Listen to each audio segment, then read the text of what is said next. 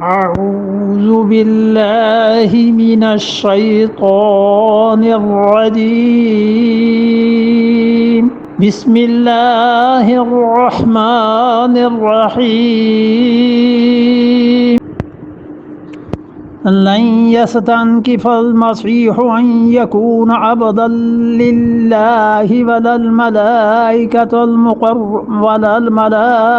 المقربون ومن يستنكف عن عبادته ويستكبر فسيحشرهم إليه جميعا لن يستنکف المسیح، ہرگز مسیح علیہ الصلوۃ والسلام نے برا نہیں مانا، عار محسوس نہیں کی۔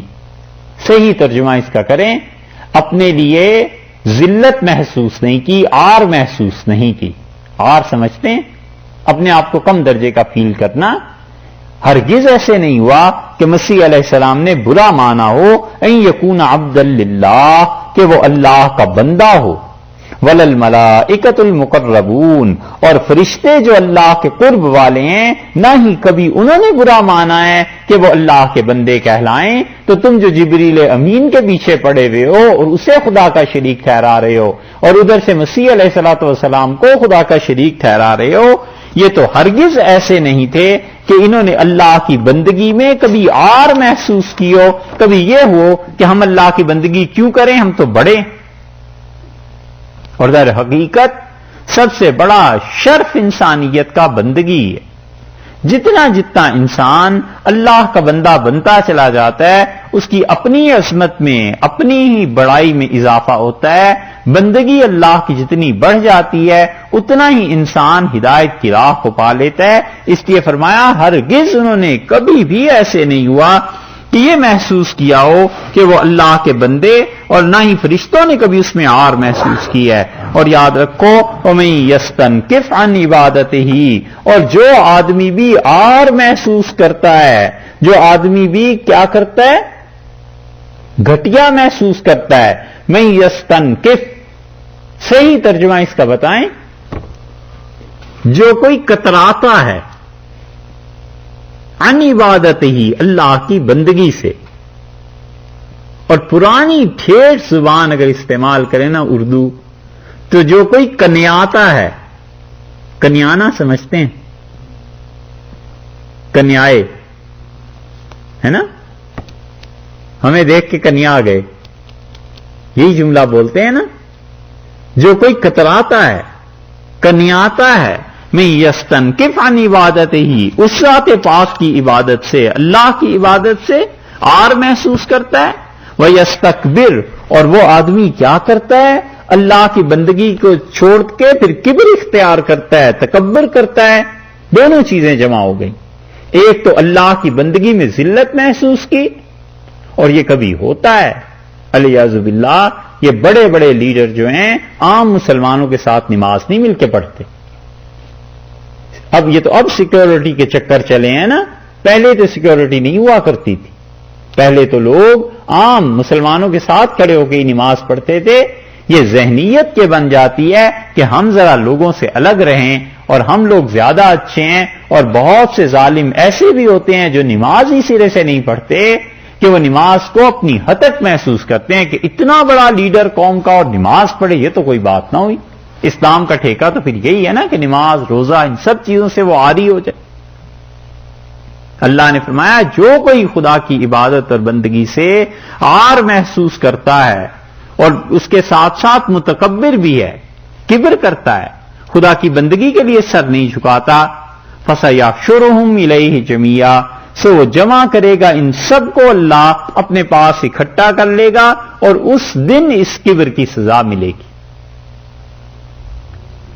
ہارون الرشید کے زمانے میں کہتے ہیں کہ ایک گاؤں میں بڑے حالات کسی کے خراب ہو گئے اور تنگی ہو گئی اسے، تو اس کی بیوی نے کہا کہ اللہ کے بندے تو چلا جا دمشق اور جا کر امیر المومنین سے مانگ کے لے آ، کچھ کھانے کو ملے۔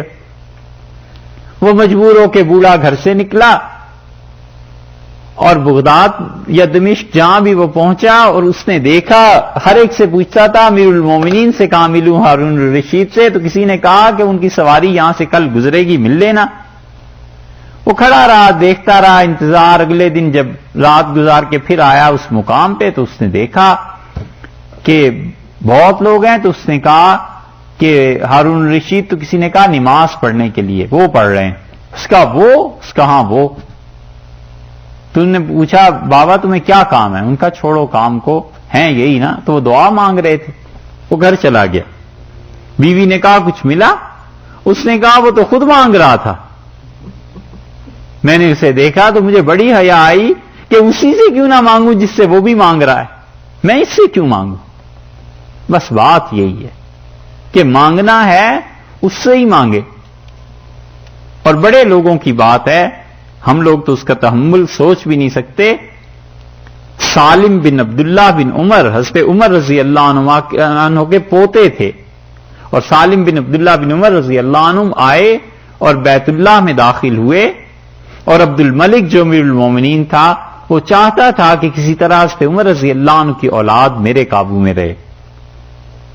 اس نے کہا کہ سالم کوئی چیز چاہیے ہو آپ فرمائیں، اور ساری مملکت کا بادشاہ ہوں اس وقت۔ سالم رحمت اللہ علیہ کہنے لگے کہ اللہ کے گھر میں کھڑے ہو کے اللہ کے علاوہ کسی سے مانگوں شرم آتی۔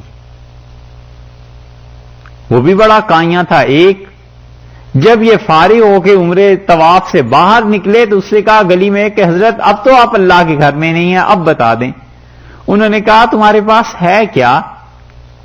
ایک سلطنت اور حکومت جس اللہ نے اس پوری دنیا کو پیدا کیا ہے، کبھی اس سے اس کی دنیا نہیں مانگی تو تجھ سے کیا مانگوں؟